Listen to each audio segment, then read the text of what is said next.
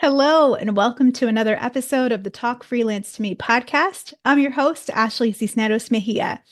This week's episode features one of my favorite mentors ever, Rod Colón. He and I met in 2011 when I was doing a startup business boot camp and competition by Unity Journalist, where we had to basically create a business in a weekend, do a pitch to a panel of judges for $10,000. And thanks to Rod's leadership and his mentorship, I actually won that in 2011. Since then, I've been a huge fan of Rod and his work. I'm going to read you a little bit from his bio. With decades of experience in human resources, recruitment, networking, and career coaching, Rod Colón possesses a unique perspective on navigating the complexities of the global job market. Backed by a vast network of over 1 million professionals, he empowers individuals at all stages, students, professionals, and executives, to achieve career success. As a sought-after executive coach and speaker, Rod leverages his considerable career management experiences to share his insights and wisdom. He reframes networking as a collaborative process of giving and sharing, urging professionals to hone their networking skills and manage their careers with the same dedication as one would with their own company, adopting a Me Inc. mindset. I think you'll really be inspired by our conversation today. Rod, I'm so excited to have you on the Talk Freelance to Me show. Thank you so much for joining me today. Thank you. Thank you for the opportunity, Ashley. And so just delighted to see all the things that you have done in your career and in your beautiful family. Thank you. Likewise, you've been a big part of that. Kind of my transition into business, into entrepreneurship. We met in 2011, I think it was, through Yes. Unity Journalist. You were my mentor through that boot camp. And I've been such a fan of your work and your outlook, the way that you encourage people to network and develop business relationships. It's just really great. Thank you. Thank you. Yeah, it's been a mission and passion of mine. Fantastic. And so you've been talking about working for yourself long before the pandemic, long before remote working became something that's become more popular, more accepted by companies. I feel like you've been talking about business since 1997. What inspired you to start working for yourself? Well, look, it really started with the multi-level marketing. I was an Amway distributor at the age of 18. Didn't make much money on it. But the whole aspect of having your own business and being your own boss. And so the whole themes and what I learned through, the team that I was in was a lot about, business. And I would say, well, you know, soap is a good product, but we're an even better product. Mm, So I basically took the concepts of, managing and developing your business, but instead of a product being, soap, you as the product. And what better product could you have? And if you don't believe in it, well, no one's going to buy. right. So that's how it all started at the age of 18, 19. And, I did what I could and didn't make any money, but I learned so much from individuals. And at the age of 18, having mentors, in 30s and 40s and 50s, sharing their ideas about work and entrepreneurship was in the readings and the events that, you go to was just a phenomenal experience for me. And then taking it on to share with others.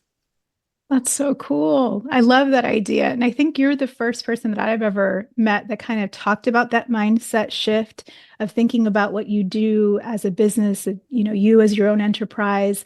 I see a lot of people looking for jobs now, and some of them feel challenged by it, by the market that we're in. But I think everything that you share in really grabbing your own career as a business and making business decisions, that really takes people out of this place of desperation. And to me, it feels like, and more into an empowered place where they're ready to take action.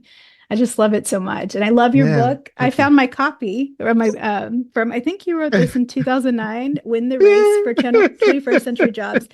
And I love it because it's so actionable. That's what I feel like. I think there's great messages in terms of here are the concepts of thinking about your own career as a business, but here's how to. And I feel like that's missing from a lot of books and things. There's a lot of noise now, but your stuff is really here's how you do it.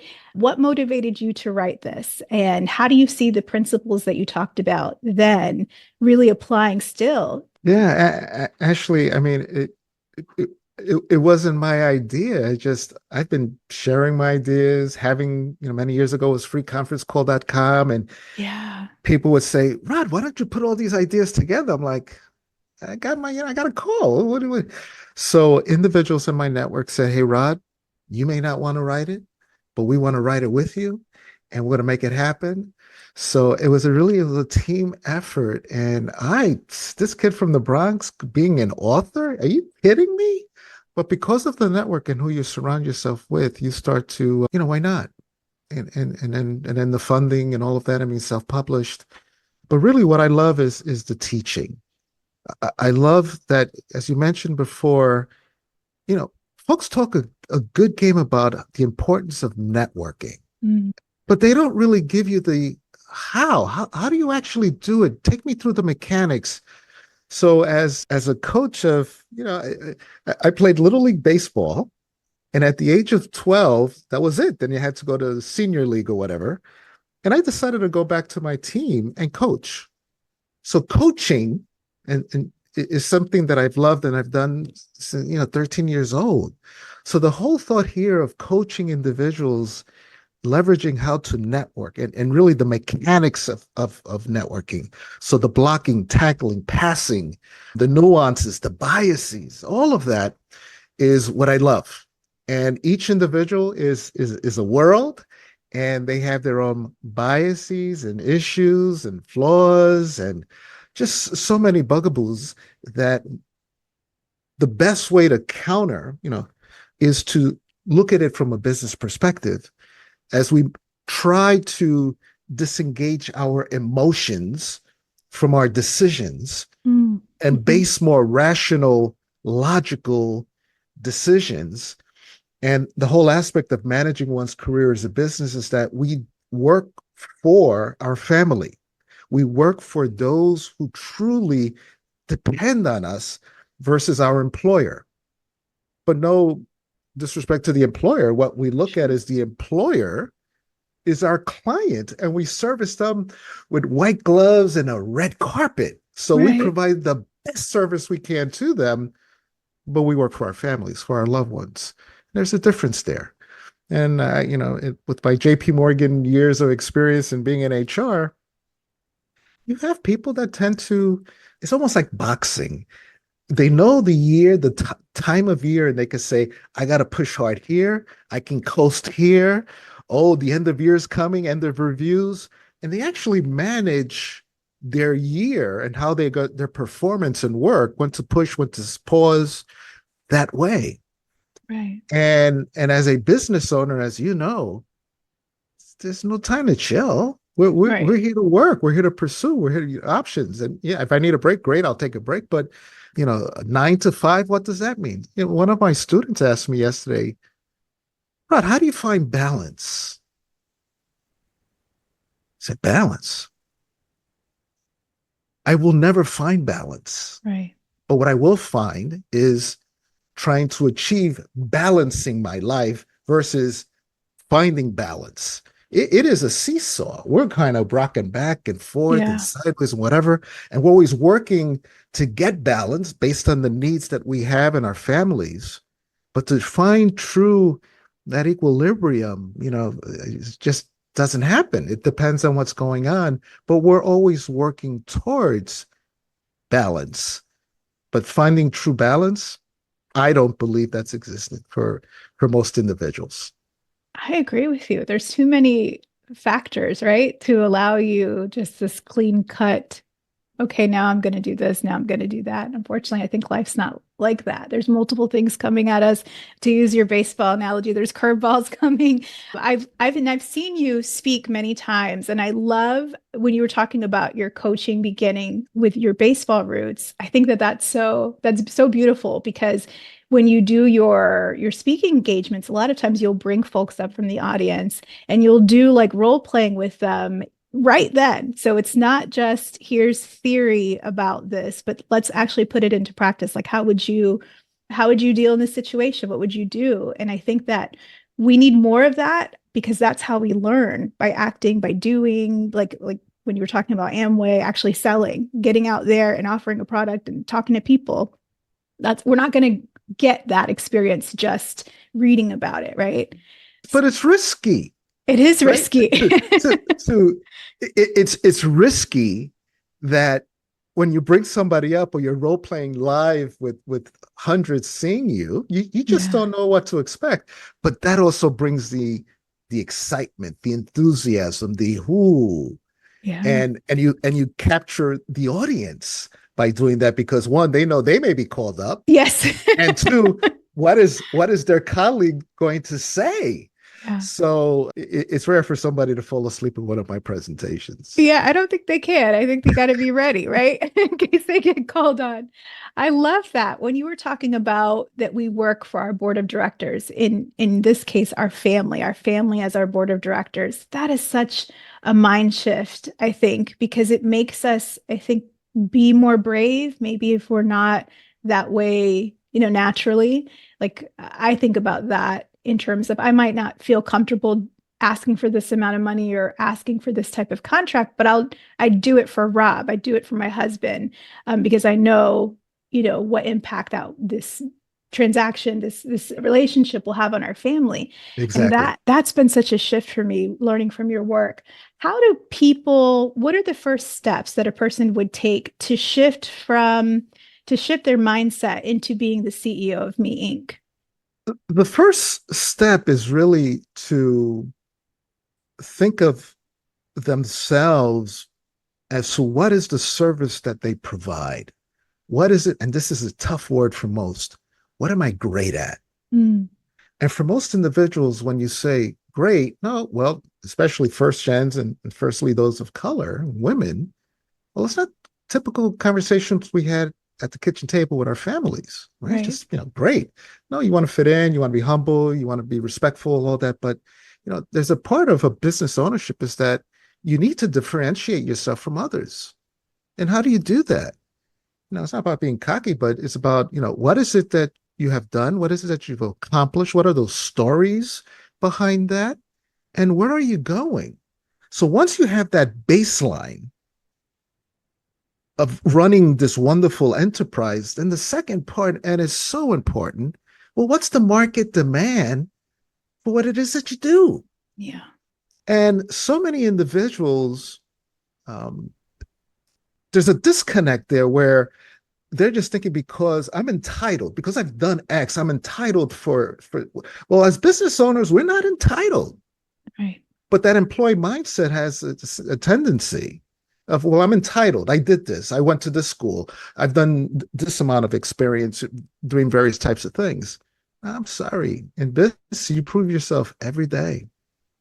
You prove yourself every day. But you don't do it by yourself. This is where networking is so important because you just don't run and be successful by yourself. Mm. You need people. You need people to help and guide and support and wisdom and connections and context and advisors. You need people who are going to buy. You get people who refer. You're going to be individuals who you're going to help and support.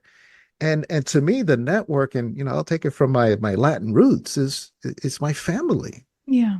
I love my network. I may not hang out with them and go for a beer with everyone, but I love my network. These are folks who've got my back and I got their back. And if they're in need, I'm here. And if you're in need, I'm vice versa. And it's reciprocal. And most people don't look at it that way. And to me, LinkedIn, the power tool of networking, is not about who you know. It's about who your friends know.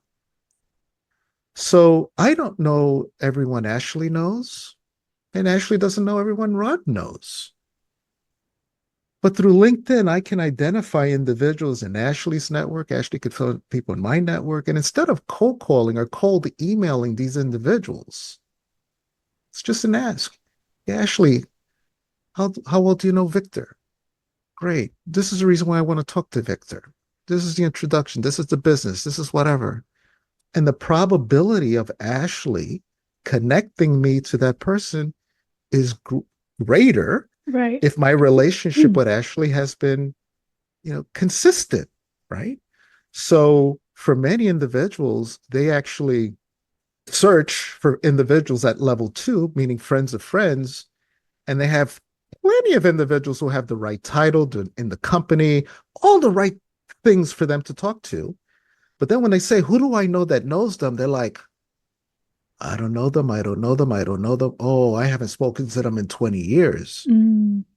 So the beauty of networking using LinkedIn is stay in touch with your level ones, but it's typically not the level ones who are going to be the individual that you need for X, Y, or Z, but they're the ones who are going to connect you to the individuals who have access to X, Y, and Z.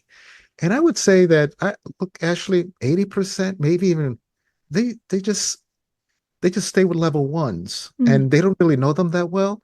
And for me, if that's what LinkedIn is all about, I could put an Excel spreadsheet of all the people that I know and I leave it alone. The power of LinkedIn, aside from the social media and all the other aspects of it, is the power of who your friends know. And the key is that they're your friends. These are people that you could connect with and stay in touch with.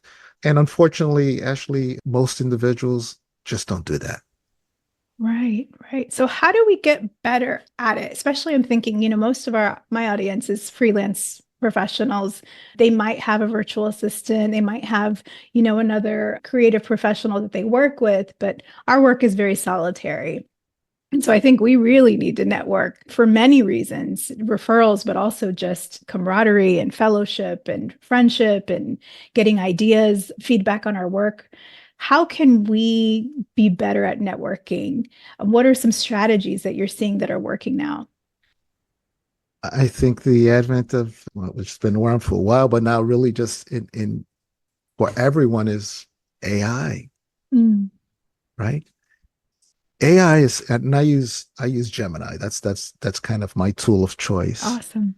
And Gemini, one, will give me ideas that I can reach out to others related to those ideas of my own. So it's like AI, which does it at a, it's like warp speed, right? So you Yes. so you got warp speed and the human mind. So the individual and their thoughts and what they've done and what they bring to the table and their services with warp speed AI together is immensely powerful. So if so the simplest thing where most people struggle is, oh my goodness, I haven't spoken to Ashley in 7 years, but she's the one who knows somebody at this organization. What should I say? Most people struggle and they won't do a thing. They'd Mm, rather cold call or cold email the individual that they want versus asking for an introduction. So now I go in and say, you know what, Gemini, I haven't met this individual in over 7 years. We've been really good friends, but I haven't spoken to them, but they know somebody. So I get the whole scenario, like a little story to Gemini. I said, can you put together a nice message on LinkedIn for an introduction to this person? And it does. And I say, oh, I don't like this part. I like this part. So you keep massaging it, it's like clay and sculpting the clay to this beautiful sculpture. And that's what I do. So when then you see the note and you're saying, oh, this looks good, I can do that. And now that would have taken me days, maybe, right? If some are blessed with wonderful writing skills and some are not. right. AI has kind of evened the playing field on standard business stuff. So that's using AI, leveraging the tools, absolutely. The whole thought of for your audience are business owners, right? Mhm.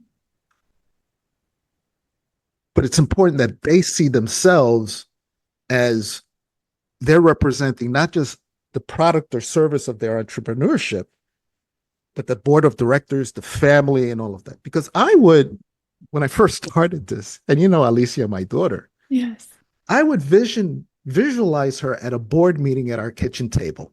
She's the youngest of three. And Mm-hmm. in visualizing it, so I'm giving my status report to my board. And she asks me, well, Dad, whatever happened last week? You spoke about this person and following up with them. How did that go? And so I'm visualizing, just thinking about it. And then I would say, oh, honey, you know, I was chicken or afraid or, uncomfortable. And having her say to me, really, Dad? Really? Really? And that, what spurred me on, and each individual will be, what are those motivators in your life that'll help you to overcome that short-term obstacle? What is it? So I think the combination of I'm running a great enterprise for my family, because if it was for me, Ashley, parents, factory workers, love them, Catholic, altar server. I mean, I'm Rod from the Bronx. No big deal. Well, who am I? It's just, but as Rod, the CEO of Rod Colón Inc., responsible for this beautiful family and my brothers and my mom, and it just raises my expectations of what I need to deliver. And that'll help me, especially when things come across that are uncomfortable, Mm. that are awkward, that, oh, I'm not sure about this. That as a business owner, as the CEO, it is imperative for me to get to the answers, to get to the results, to network to the answers, to go forward. Because as business owners, unless you're going to give up, it's not about what I'm entitled. It's about what I'm going to do, where I'm going after. And I have to be nimble. And many of in your audience or solo entrepreneurs, right? This is their thing. So you got to be nimble. You got to be fast. Got to work it. And so much of that information is through people. So the combination of AI, using AI as a consultant with the people in your network, level ones and level twos, you can quickly determine what are your strengths as to what you could bring to the table that the market wants. If the market doesn't want it, it's not that you're bad. It's just you need to rephrase, reinvent, resize what you're doing to what the market is demanding. I did a lot of work in DEIB, big time. Well, the pendulum has swung the other way, which is like, oh, even in Florida, forget it. It's like the Mason-Dixon line. So now we call it belonging. Now we call it various other things. So you need to have the pulse of what the market is. And as the CEO, you can't have blinders on. Right. Right. And that information and the tapping of info and all of that, depending on how you've built your network, are there. That's powerful. Very, very powerful. That illustration of visualizing your board of directors and being accountable to them. I mean, if that doesn't inspire you to make a move and to do the scary thing and to set that example too. Like I think about my kids as you were speaking and wanting them to know how to do that, how to advocate for themselves, how to do the scary thing, how to go after and pursue what they want. I think that's really, really powerful. I heard your speech that you gave to Georgian court and you gave the commencement address, and I thought it was so inspiring. Can you talk about some of those key messages? I know you talk to a lot of young people. Can you share some of those messages that you shared during that commencement speech with us? Yeah. One is that I'm one of them, right? So I have my undergrad from Georgian court and my master's in theology and business admin undergrad, and so I'm part of their family, part of their network, and that they're welcome to connect with me. And I share it in a way that it's authentic.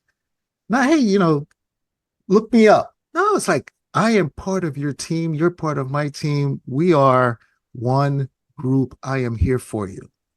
Now, many will say, but Rod, are you crazy? There are 1,000 individuals in the audience. They're gonna check you out, and how can you do? Because I just know, doing this for over 20 years, that most people don't. Right. But those who do, I certainly will follow. So that was one. I ended it with, don't give up, get up. We're all going to fall down. We're all going to fail. We're all going to make mistakes, but you get up. We get up.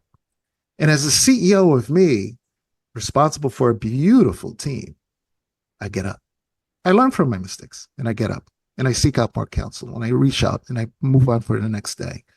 So that was important. And also I shared, I do a lot of talk on mental health. Yeah. And with someone with mental health challenges, one, a male Latino speaking on mental health is rare. Where's this Yeah. cucumber coming from, right? So I shared that there are wonderful and days that you can conquer the world, and the days that you want to leave the world. And that's a battle that I have faced for decades. So I wanted them to know that, and it's rare for an individual to share that openly. But I did receive quite a few emails, about that part of the speech to say, wow, it was just, really appreciated that. And I'm going through my own, bugaboos. So there's not enough. There's so many individuals with issues, with situations that most people don't know about. Right. It is. It's powerful because then by sharing, our experiences, it's almost like we make it okay. We unlock the doors for everybody else, and everybody Yeah. else can express and share, and we all kind of get through things. So very cool.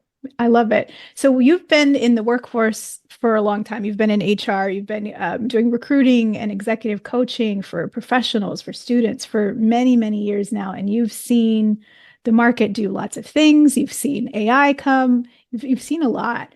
Where do you foresee the future of work now, especially for people like me, freelancers, solopreneurs? I would say that organizations will always have a need and interest for solo entrepreneurs. You're nimble, you're fast, you can move, you're quick. So you have to stay on, what's the latest? What's the bleeding edge? What's the leading edge?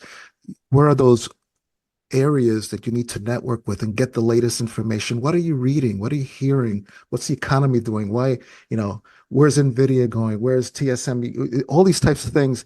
So you're like, no, but I'm just so focused in Mm. my area and specialty. I got it.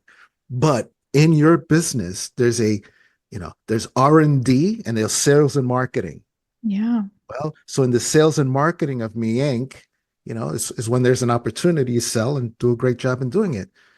But let's not lose sight of our R&D, the research and development of our own business. What's going on? What are we tapping? What are you hearing? That is critically important because organizations want to get as lean as possible, right? That means that consultants and sole entrepreneurs and contractors will always be in need. Why? Because as a former HR, let's bring on 10 consultants. Why? We can, after 6 months, they're done with the project, they move Right. on. Mhm. So as a business owner, you have to realize that, yeah, it's the ebbs and flows of checks and revenues coming in and how that's doing and that's why there's multiple sources of income that I've talked about for years that we look at, how many checks are coming in through different sources. Right. If it's one, as a solo entrepreneur, we got a problem. Yeah. It could be a great client, but you are putting your board of directors at risk. So how do you do that? How do you work with that? So those are the things that are keys. But I just see it, with all of the technology and artificial intelligence and I just cover AI. I want to master the AI just for career development, professional development. That's my space. Yeah. But there's so much more. Find out how AI is going to um, dive into the service and products that you're providing. It's important that you know that and master that, or it's time to pivot and be aware of that. And I could be that COBOL mainframe programmer that there were millions of, and now there might be 1,000 in the world.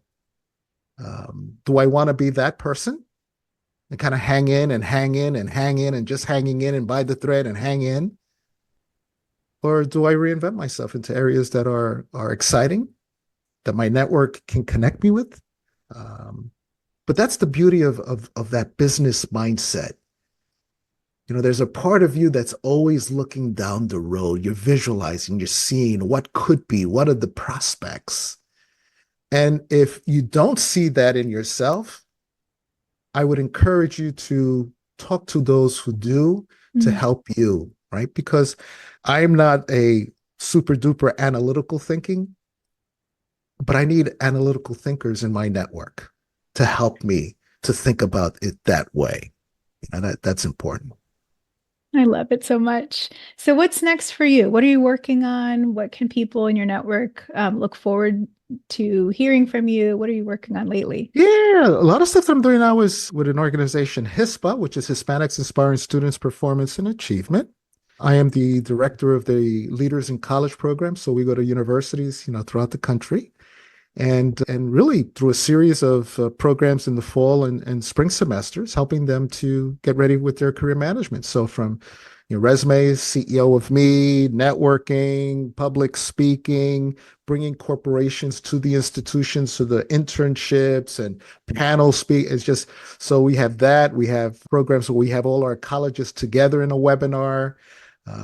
We also have my Monday night coaching and networking session that we have, gosh, there have been variations of it, but I've been doing that now for I think 13 or 14 years. That's Matter of fact, you were one of my guests at Rider Yes. University when you came to New Jersey, right? Yes. So you were one of my guests. So people ask me, well, Rod, you're 61.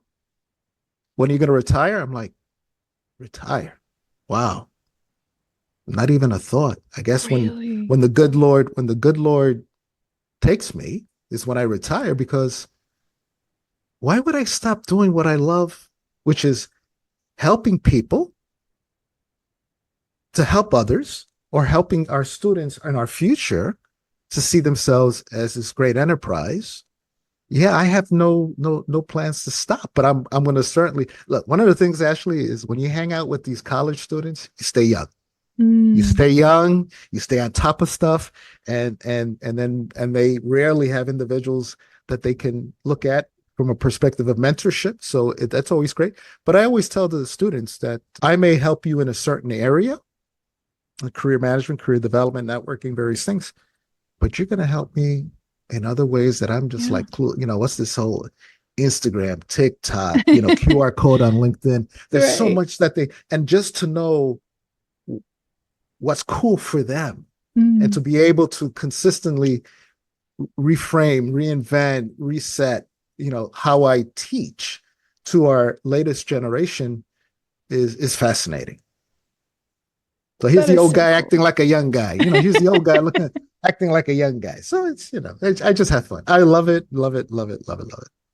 I love that so much. And that's talk about value, to be able to teach that mindset to students and young professionals right at the beginning, where they're not where they can adopt that mindset and that thinking from the jump start of their career, how powerful and what that impact will be on their career, because they're thinking about that way going in. Every decision that they're making is with that mindset. Yeah. As we're going to colleges, many have asked, the executives, the administrators, Rod, do you have any evidence of the impact of the work?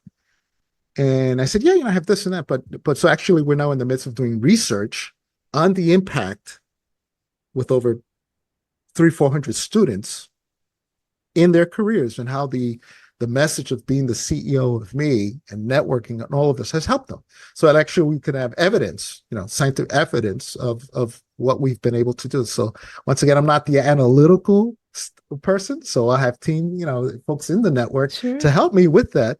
But that'll be great to say, look, this is the evidence. This is where people are, what they've done, the attorneys and doctors and writers and all the different backgrounds, but they now see themselves and have not forgotten about, that they are a great enterprise. For sure. Rod, thank you so much for your message, for the work that you do, for sharing your perspective here. I know people are going to want to learn more and tune into your show. Where can people find you online? LinkedIn. I'm not on any other social media. I'm it's all about business and the beauty of the business of the individual. So LinkedIn, Rod Colón, or Rodrigo Rod Colón. And if you see another Rod Colón, that's either someone in Florida who does a lot of work in the waterworks business, or my son, better looking. But just link in and say you're part of Ashley's team or the group, and you heard me here. And I welcome you to our network, to our community, our familia. and I got your back. Awesome. Thank you so much, Rod. I appreciate you being on the show today. Thank you, Ashley. Continued success and many blessings. Thank you.